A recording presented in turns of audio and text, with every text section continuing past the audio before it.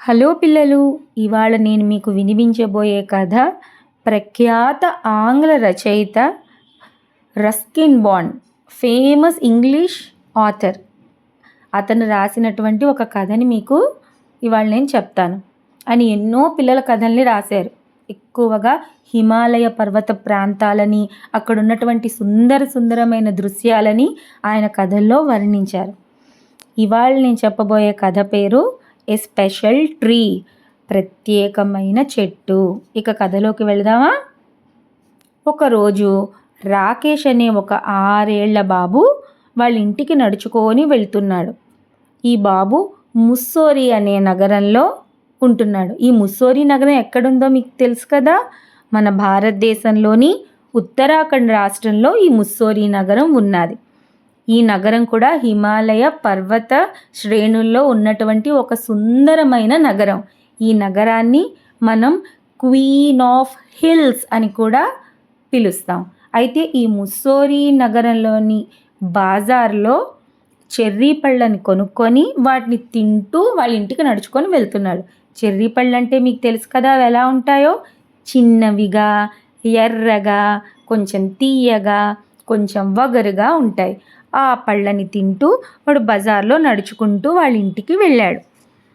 వాళ్ళ ఇంట్లో ఆ బాబుతో పాటు వాళ్ళ తాతగారు కూడా ఉంటారు. వాళ్ళ అమ్మ నాన్నగారు వాళ్ళు ఎక్కడుంటారంటే వాళ్ళ పల్లెటూరులో ఉంటారు. ఈ ముస్సోరీ నగరానికి ఒక 50 మైళ్ళ దూరంలో ఉన్నటువంటి పల్లెటూరులో వాళ్ళ అమ్మ నాన్న అక్కడ రైతులన్నమాట. వాళ్ళు అక్కడ వరి, బార్లీ, మొక్కజొన్న ఇలాంటివి అక్కడ ఉన్నటువంటి ఆ పల్లె ప్రాంతంలో పండిస్తూ వాళ్ళు అక్కడ జీవనాన్ని గడుపుతున్నారు. కానీ అక్కడది ఒక మారుమూల పల్లెటూరు అవ్వడం వల్ల అక్కడ ఏ స్కూల్స్ లేవు, ఏ పాఠశాలలు లేవు. అందుకని ఈ పిల్లల్ని ఎప్పుడైతే వీడు స్కూల్ చదివే వయసుకు వచ్చాడో ఈ బాబుని తీసుకొచ్చి ముస్సోరీలో ఉంటున్న వాళ్ళ తాతగారింట్లో ఈ బాబుని ఉంచారు. వీళ్ళ తాతగారి ఇల్లు ఈ ముస్సోరీ నగరానికి చివారన ఉన్నది. అక్కడ ఒక చిన్న బుజ్జి కాటేజ్ అంటే ఒక చిన్న కుటీరాన్ని కట్టుకొని వాళ్ళ తాతగారు ఆ ఊరి చివరన ఉంటున్నారు. ఆ కాటేజ్ అంటే ఆ కుటీరం తర్వాత నుంచి అక్కడ అడవి ప్రాంతం కూడా మొదలైపోతుంది. ఫారెస్ట్ ఏరియా స్టార్ట్ అవుతుంది. అయితే ఈ రాకేష్ ఈ చెర్రీ పళ్ళు కొన్నాడు కదా, అవి తింటూ ఇంటికి వచ్చేసరికి ఎన్ని మిగిలేట? కేవలం 3 పళ్ళు మిగిలేట. వాళ్ళ తాతగారు అక్కడ గార్డెన్లో ఆ తోటలో చక్కగా కూర్చొని ఉన్నారట ఒక కుర్చీలో. వాళ్ళ తాతగారి దగ్గరికి వెళ్ళి అన్నట్ట, తాతగారు ఇదిగోండి 3 చెర్రీ పళ్ళు మిగిలే, మీరు ఒక పండు తీసుకోండి అని వాళ్ళ తాతగారికి ఇచ్చేట.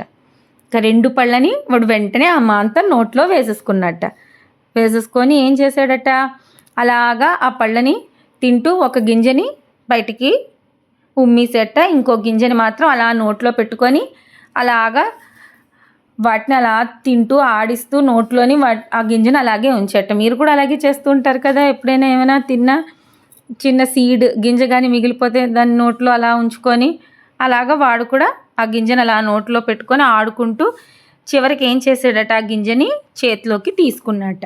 పెట్టి దాన్ని అలాగా చూస్తున్నట్ట గింజ ఎలా ఉంది ఏమిటి అని.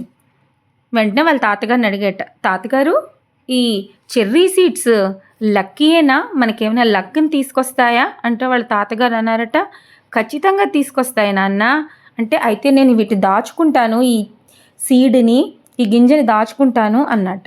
అప్పుడు వాళ్ళ తాతగారు అన్నారట, నువ్వు దాచుకుంటే నీకు దానివల్ల ఏ లాభము రాదు, నువ్వు దాన్ని ఏదైనా ఉపయోగించాలి అన్నట్ట. ఉపయోగించాలా? ఈ గింజని నేను ఎలా ఉపయోగిస్తాను అని అడిగట. ఏముంది, ఆ గింజని ప్లాంట్ చెయ్యి దాన్ని అన్నట్టు. సరే తాతగారు అని వాడు వెంటనే ఏం చేశాట, వాళ్ళ తోటలోకి వెళ్ళి ఒక మంచి జాగాని చూసి ఆ జాగాలో ఒక చిన్న గోతిని తవ్వి ఆ గింజని అక్కడ నాటాడట. మళ్ళీ ఇసుకతో ఆ మట్టితో దాన్ని మూసేట. ఇంకేం చేశాడు, వెంటనే ఇంట్లోకి వెళ్ళాడు, డ్రెస్ మార్చేసుకొని క్రికెట్ ఆడుకోవడానికి వాళ్ళ ఫ్రెండ్స్ దగ్గరికి, స్నేహితుల దగ్గరికి వెళ్ళిపోయాడు. ఇంకా చెర్రీ గింజ సంగతే వాడు మర్చిపోయాడు. కొన్ని రోజులు పోయిన తర్వాత ఒకరోజు ఏమైందిట, సడన్గా వాడు తోటలోని ఒక చిన్న ఏదో మొక్కలాగా చిన్నది కనిపించిందట. ఏంటా అని వాడికి అక్కడ నేను గింజ నాటాను కదా అన్న విషయం గుర్తొచ్చి పరిగెట్టుకుంటూ అక్కడికి వెళ్ళి చూసేట. చూడగానే వాడు ఆశ్చర్యపోయాడు. వెంటనే వాళ్ళ తాతగారిని పిలిచేట. తాతగారు తాతగారు తొందరగా రండి, చెర్రీ మొక్క మొలిచింది అని. వాళ్ళ తాతగారు కూడా వెంటనే ఇంట్లోంచి వచ్చారట. వచ్చి ఇలా కిందకి వంగి చూశారట. అవును నిజమే రోయ్, ఇది చెర్రీ మొక్కే. ఇప్పుడు నువ్వు ఈ మొక్కకి అప్పుడప్పుడు నీళ్లు పోస్తూ ఉండాలి అని చెప్పాట. వెంటనే రాజేష్ ఏం చేశాట, పరిగెట్టుకుంటూ ఇంట్లోకి వెళ్ళిపోయి ఒక బకెట్ నిండుగా నీళ్లు తెచ్చాట. వాళ్ళ తాతగారు అన్నట్ట, ఒరేయ్ నీళ్ళు ఎక్కువ పోసి ఆ మొక్కని ముంచికిరా, అది ఇంకా చిన్న మొక్క, దానికి అప్పుడప్పుడే కొంచెం కొంచెం నీళ్ళు పొయ్యాలి అని చెప్పారట. సరే తాతగారు అన్నట్ట కొంచెం నీళ్ళు అలా చిలకరించాట. అంటే జస్ట్ అలా స్ప్రింకిల్ చేశాడు. వెంటనే అక్కడ చిన్న చిన్న రాళ్ళు లాంటివి ఉంటే ఆ రాళ్ళని ఏరుకొని వచ్చి ఆ మొక్క చుట్టూ ఒక చిన్న సర్కిల్ లాగా దానికి పెట్టేట. ఎందుకురా ఇవి ఇలా పెడుతున్నావి రాళ్ళు అంటే, ఈ మొక్కకి నేను చక్కగా ఒక చిన్న బౌండరీ వాల్లా కట్టాను తాతగారు అని చెప్పి అన్నట్ట. వాడు చాలా సంతోషపడిపెట్ట ఆ మొక్క అలాగ వచ్చేసరికి. ఇంకప్పటి నుంచి ఏం చేసేట, రోజు ఆ మొక్క వైపు చూడడమేట. కానీ అసలు ఆ మొక్క పెరగడమే లేదుట. ఏంటి తాతగారు ఈ మొక్క అసలు పెరగడమే లేదు అని చెప్పి అలా రోజు అంటుంటే వాళ్ళ తాతగారు అన్నట, ఉండు ఉండు, దానికి నువ్వు కొంచెం టైం ఇవ్వు, అలా గాబరా పడితే అవ్వదు అని వాళ్ళ తాతగారు వాడికి నచ్చజెప్పారట. కొన్ని రోజులకి వర్షాకాలం వచ్చింది. వీడు చక్కగా రెయిన్ కోట్ వేసుకొని స్కూల్కి వెళ్ళి వస్తూ ఉన్నాడు. ఈ వర్షాకాలంలో ఈ చెర్రీ మొక్క కొంచెం తొందరగా పెరిగింది. ఇప్పుడు దాదాపు 2 feet హై, 2 అడుగుల పొడవు అయిందిట. ఇప్పుడు ఏమైంది తెలుసా, ఒక మేక వచ్చిందట వాళ్ళ గార్డెన్లోకి, ఆ తోటలోకి మేక వచ్చి దాని ఆకులన్నిటినీ తినేసిందట. కేవలం ఆ మెయిన్ స్టెమ్, ఆ కాండం మాత్రమే మిగిలిందిట. ఇప్పుడు చూసి పరిగెట్టుకుంటూ వచ్చి ఆ మేకని తోలాడు. ఇప్పుడు ఆ మొక్కను చూసి చాలా బాధపడ్డాట. వాళ్ళ తాతగారు చెప్పారట, ఏం పర్వాలేదు నాన్న, పర్వాలేదు, చెర్రీ ట్రీస్ చాలా బలమైనవి, చాలా టఫ్ అయినవి, నువ్వేం భయపడకు, కంగారు పడకు, అది పెరుగుతుంది అని వాళ్ళ తాతగారు వాడికి భరోసా ఇచ్చాట. ఇక అలా వర్షాలన్నీ పడ్డాయట. వర్షాకాలం చివరికి వచ్చేసరికి కొన్ని కొత్త చిగుర్లు చిగురించాయట ఆ మొక్కకి. కానీ ఇంతలో ఏమైందో తెలుసా, ఆ తోటని శుభ్రపరచడానికి ఒక ఆవిడ వస్తూ ఉంటుందిట ఎప్పుడూను. ఆవిడ ఆ మొక్కలు కలుపు అవన్నీ తీస్తూ ఉంటుందిట. ఆవిడ చూసుకోకుండా ఏం చేసిందట, ఈ పరకలతోటి వాటితోటి తీస్తారు కదా, గడ్డిని కోస్తారు కదా, చూసుకోకుండా ఆ చెర్రీ మొక్కని కూడా ఒక్క వేటు వేసిందట. అంతే, ఆ చెట్టు కాస్త 2 ముక్కల్లాగా అయిపోయిందట. వాళ్ళ తాతగారు చూసేట, చూసి కసిరెట్టి, ఏంటి సమంగా చూసుకోవా, అక్కడ చిన్న చెట్టును నువ్వు చూడు ఎలాగా నరికిసేవో అని. కానీ మరి ఇప్పుడు ఏమైనా చేయడానికి అవుతుందా, ఆల్రెడీ జరగాల్సింది కాస్త జరిగిపోయింది. రాకేష్ చాలా బాధపడ్డాట. తాతగారు ఈ చెట్టు చచ్చిపోతుందేమో అని బాధపడ్డాట. అవునరా, నాకు కూడా అలాగే అనిపిస్తోంది అని వాళ్ళ తాతగారు కూడా అన్నట్టు. కానీ ఆ చెర్రీ ట్రీ చాలా బలమైనది, చాలా టఫ్. అది ఓటమిని ఒప్పుకునే రకం కాదు. ఈ సమ్మర్ వేసాకాలం వచ్చేసరికిట ఆ చెట్టు మళ్ళీ నిలదొక్కుందిట. నిలదొక్కుని కొత్త కొత్త బ్రాంచెస్, కొత్త కొత్త ఆకులు ఇవన్నీ రావడం మొదలుపెట్టేట. లేత ఆకుపచ్చ రంగులో రకరకాల కొత్త కొత్త చిగుళ్ళు చిగురించేట. ఈలోపు రాకేష్ కూడా కొంచెం పొడవయ్యేట. ఇవంతా జరిగేసరికి అలా మెల్లిమెల్లిగా మొక్క పెరుగుతూ పెరుగుతూ వచ్చిందట. రాకేష్ కూడా మెల్లిమెల్లిగా పెరుగుతూ వచ్చేట. 6 ఏళ్ళప్పుడు నాటాడు కదా గింజని. అలా సమయం అంతా గడిచిందట. ఇప్పుడు రాకేష్కి ఎన్నేళ్ళో తెలుసా, 8 ఏళ్ళు, 8 years, అంటే 2 ఏళ్ళు గడిచే. ఈ 2 ఏళ్లలో ఈ మొక్క ఇంకా పెద్దదిగా అయితే ఏం అవ్వలేదు, చిన్న చిన్నగా పెరుగుతూనే ఉందిట. 8 ఏళ్ళు వచ్చాయి కదా. ఇప్పుడు వాడు సెలవులు వస్తే వాళ్ళ ఇంటికి వెళ్ళాట. వాళ్ళ ఇంటికి వెళ్ళి వాళ్ళ అమ్మ వాళ్ళతో కొన్ని రోజులు గడిపి మళ్ళీ తిరిగి వచ్చి చూసేసరికి ఈ చెర్రీ మొక్క ఇంకా కొంచెం పొడవైందిట. ఇప్పుడు వాడంత పొడవై ఉన్నదట. వర్షాకాలంలో వర్షం పడుతున్నప్పుడు కూడా ఈ రాకేష్ వెళ్ళి మొక్కకి నీళ్ళు పోసివట్ట. ఎందుకురా ఇలాంటప్పుడు పోస్తున్నావు అని వాళ్ళ తాతగారు అడిగితే, తాతగారు మొక్కకి తెలియాలి తాతగారు, నేను దాన్ని జాగ్రత్తగా చూస్తున్నట్టు నేనున్నాను అని మొక్కకి తెలియాలి తాతగారు అని అంత అపురూపంగా మొక్కని చూసుకునేవట. అలా కొన్ని రోజులు గడిచిందట. ఒకరోజు ఒక క్యాటర్ పిల్లర్ వచ్చిందట, గొంగళి పురుగు.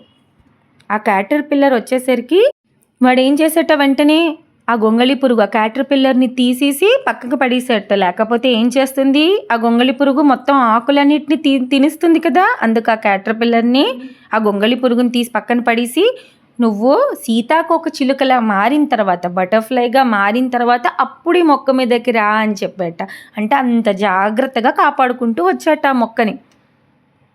ఇప్పుడు శీతాకాలం వచ్చిందిట. ఆ చెర్రీ మొక్క దాని మీద మంచు పడుతుంది కదా, ఆ మంచు బరువుకి కొంచెం వంగిందట. మొత్తానికి ఏమైంది, ఆ వింటర్ సీజన్, ఆ శీతాకాలం కూడా గడిచిపోయింది. ఇప్పుడు ఫిబ్రవరి నెల వచ్చిందట, రాకేష్ పుట్టినరోజు. ఇప్పుడు రాకేష్ ఎన్నేళ్ల వాడైపోయాడు, 9 ఏళ్ల వాడైపోయాడు. అంటే ఈ మొక్క నాటి, ఈ గింజ నాటి 3 ఏళ్ళు గడిచిపోయాయి కదా. 6 ఏళ్ళకి నాటాడు, ఇప్పుడు వాడికి 9 ఏళ్ళు. మొక్క ఎంత హైట్ అయిపోయిందో తెలుసా ఇప్పుడు ఆ మొక్క, వీడికన్నా కొంచెం పొడవైందట.